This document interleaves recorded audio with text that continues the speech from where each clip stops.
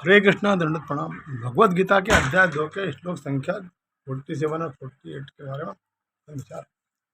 ओम अज्ञान तिमिरान दश ज्ञानांजन शलाकया चक्षुरुन्मिलितं येन तस्मै श्री गुरुवे नमः। नमो विष्णुपादाय कृष्ण प्रेष्ठाय भूतले श्रीमति भक्ति वेदांत स्वामी नाम। नमस्ते सरस्वती देवे गौरवाणी प्रचारणे निर्विशेष शून्यवादी पाश्चात्य देश।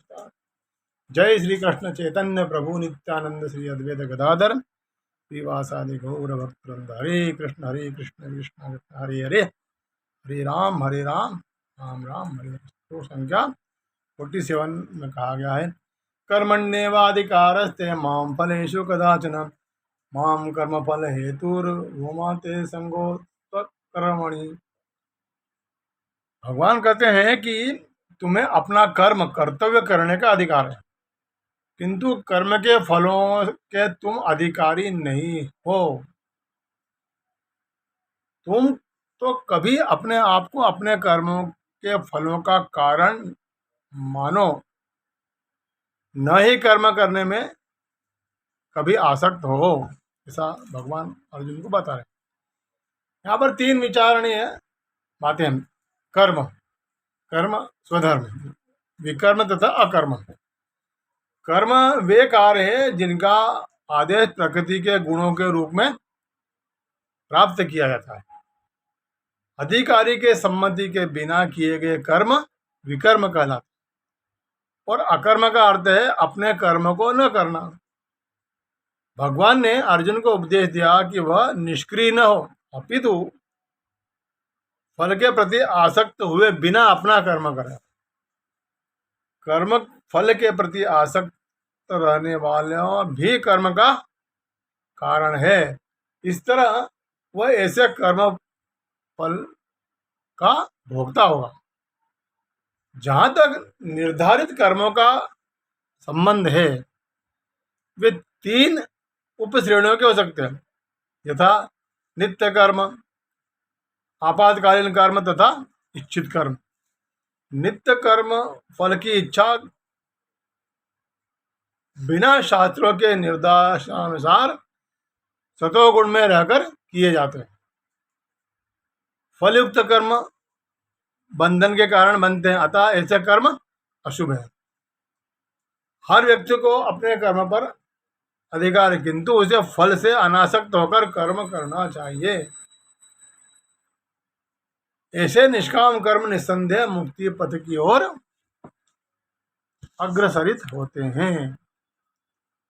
अतः भगवान ने अर्जुन को फलासक्ति रहित होकर कर्म यानी स्वधर्म के रूप में युद्ध करने की आज्ञा दी। उसका युद्ध विमुख होना आसक्ति का दूसरा पहलू है। ऐसी आसक्ति में कभी मुक्ति पथ की प्राप्ति नहीं हो पाती। आसक्ति चाहे स्वीकारात्मक हो या निषेधात्मक या नेगेटिव हो, वो बंधन का कारण है।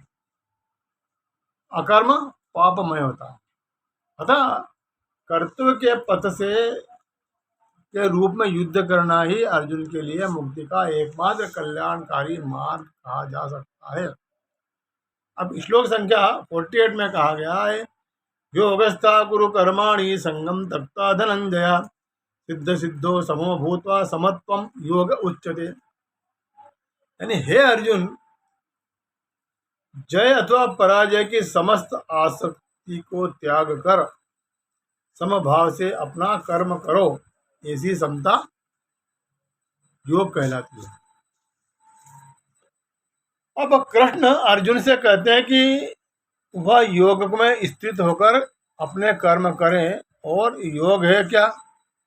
योग का अर्थ है सदैव संचल रहने वाली इंद्रियों को वश में रखते हुए परम तत्व यानी भगवान में अपने मन को एकाग्र करना। और परम तत्व कौन है? भगवान ही परम तत्व है। और चूंकि वे स्वयं अर्जुन को युद्ध करने के लिए कह रहे हैं, अतः अर्जुन को युद्ध के फल से कोई सरोकार नहीं है। जय या पराजय कृष्ण के लिए विचारणीय है। अर्जुन को तो बस श्री कृष्ण के अनुसार कर्म करना है, युद्ध करना है। कृष्ण के निर्देशन का पालन ही वास्तविक योग कहा जा सकता है। और इसका अभ्यास कृष्णा कॉन्शियसनेस नामक विधि द्वारा प्राप्त किया जाता है। एकमात्र कृष्णा कॉन्शियस के माध्यम से ही स्वामित्व भाव का परित्याग किया जा सकता है। इसके लिए उसे कृष्ण का दास या उसके दासों का दास बनना पड़ेगा। कृष्ण भावना अमृत में कर्म करने की यही एक विधि है जिससे योग में स्थित होकर कर्म किया जा सकता है। अर्जुन क्षत्रिय अतः वह वर्णाश्रम धर्म का अनुयायी है। विष्णु पुराण में कहा गया है कि वर्णाश्रम धर्म का एकमात्र उद्देश्य विष्णु को प्रसन्न करना है। सांसारिक नियम है कि लोग पहले अपनी तुष्टि करते हैं, किंतु यहाँ तक तो अपने को तुष्ट न करके भगवान कृष्ण को तुष्ट करना है। अतः कृष्ण को तुष्ट किए बिना कोई वर्णाश्रम धर्म का पालन कर भी नहीं सकता। यहाँ पर डायरेक्टली अर्जुन को कृष्ण द्वारा बताई गई विधि के अनुसार कर्म करने का आदेश दिया गया है। हरे कृष्ण।